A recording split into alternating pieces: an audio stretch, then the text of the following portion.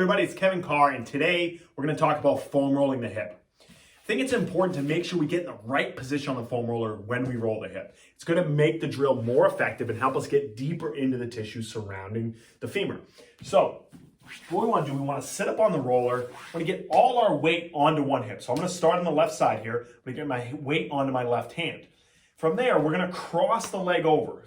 By getting my leg up in external rotation, it just gives me more access to these tissues on the back of the hip. If you're really tight, just put the leg down like this, but we just don't want it to be out straight like this. It's going to be harder to get to some of these lateral tissues, okay?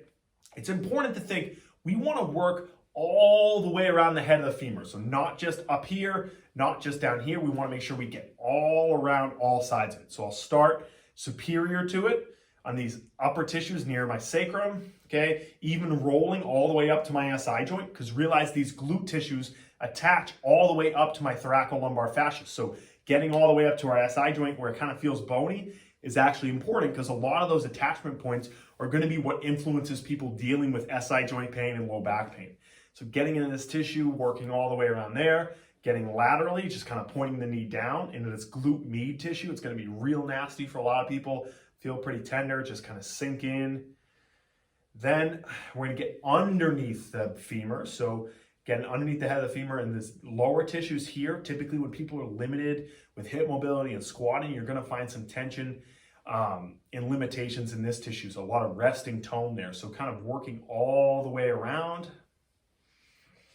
And then sometimes I'll just add a little bit of motion in.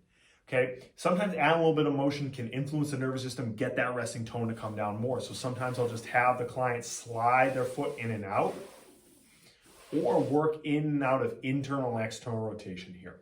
Okay, again, remember, we want to think about crossing the leg, leaning on this side so we get all the pressure onto one hip. Work that whole entire side. Make sure you spend a few minutes there, getting in all the different spots around the head of the femur. Then switch to the other side and get the opposing hip. Okay, I hope this video helped you learn how to roll your hips out a little bit better. If you enjoyed it, hit like, subscribe, share it, and I hope to see you back on our YouTube page soon.